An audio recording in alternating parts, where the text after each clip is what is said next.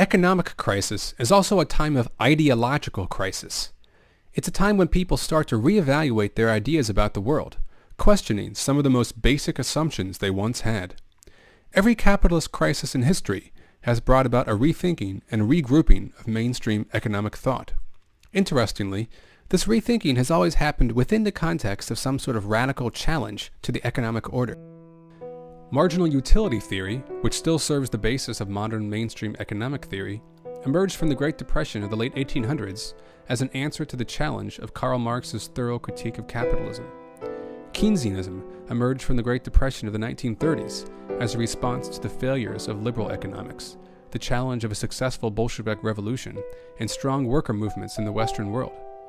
Neoliberalism emerged from the crisis of the 70s, both as a backlash against the failures of Keynesianism to manage crisis, and as an assault against the growth of large popular left movements like the anti-war, student, civil rights, and women's movements, and the power of entrenched labor.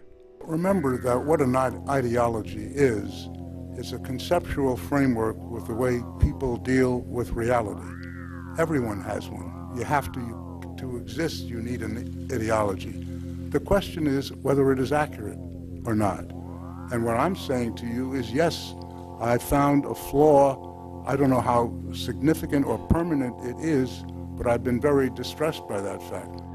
With such admissions of failure from the neoliberal establishment, we can't help but begin to question the dominant economic ideas of our time. Yet, it is not clear that we are entering this ideological crisis in the context of any viable challenges to the economic order.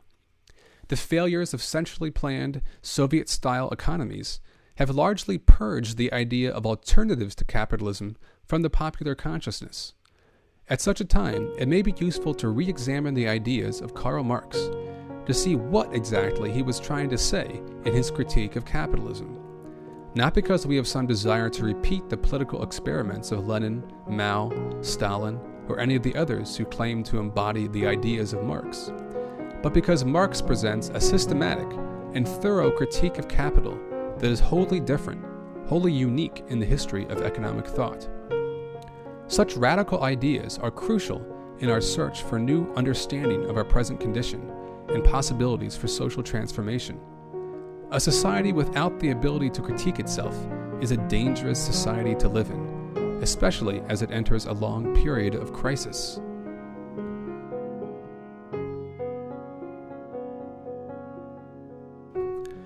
There is a crucial difference between all the great bourgeois economists and Marx. They all saw crisis as something that came from outside of capitalism, disturbing the natural equilibrium of the market.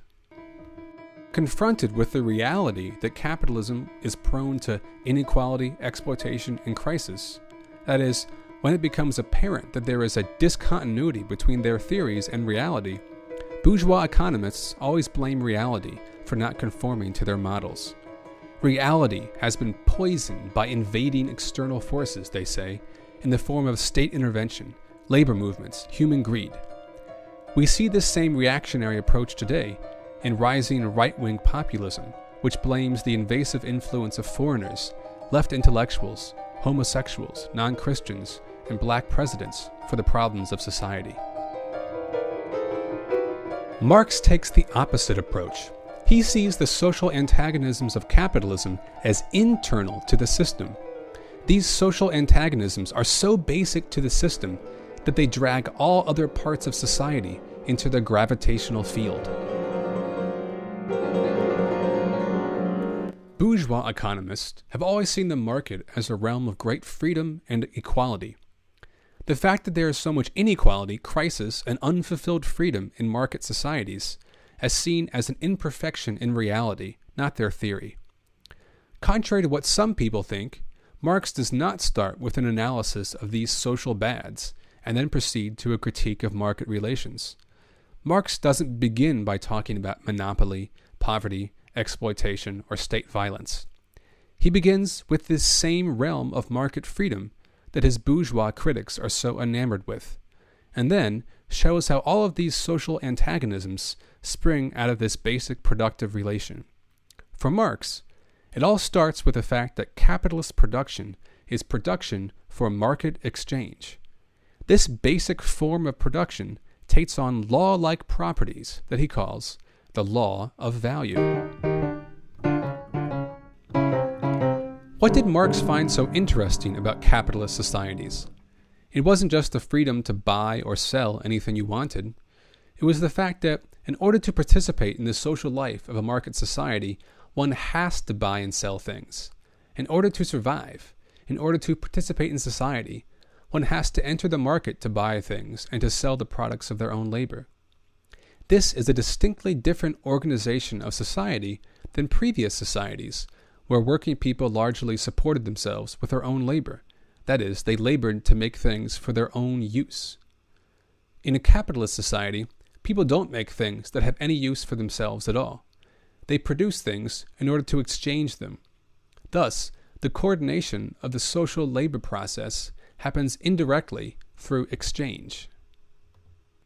In a society of private producers, coordinated indirectly through the market, the social relations between these people take the form of relations between things, of commodity relations. The relations between people become value relations expressed in commodity prices. Economically, people can only relate to each other through money prices, through value. This world of commodity relations takes an independent form outside of the control of individuals that acts back upon and directs the flow of human affairs. Adam Smith called it the hidden hand of the market. Marx calls it the law of value. What is the law of value? It is the impersonal blind forces of the economy exerting their influence upon society. It is unique to a society in which the dominant form of labor is production for market exchange. The relations between people become value relations between commodities, and these value relations become impersonal forces which have unexpected consequences for society. For instance, we get capital. People have always used tools and other resources in their labor. These are called means of production. In a capitalist economy, means of production become capital. Tools, machines, materials, and even workers are all commodities with values. This makes it possible to buy means of production in the market and to sell the products of those means of production for a profit. That is, a person can invest money in production merely for the sake of getting more money. The pursuit of value as an end in itself becomes the dominating force in society.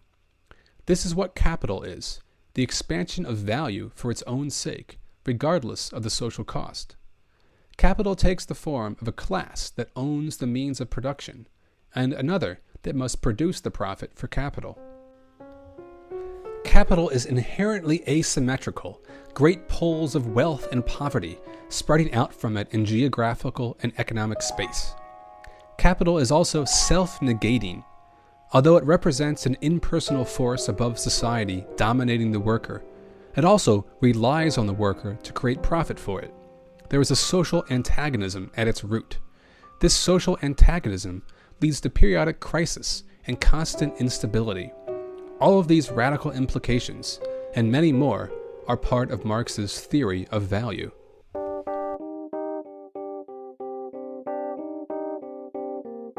This video series will cover various topics in Marx's theory of value: the difference between use value, exchange value, and value, the relation of supply, demand, and price to value, abstract labor, exploitation, crisis, socially necessary labor time, and even what an understanding of value can tell us about changing the world.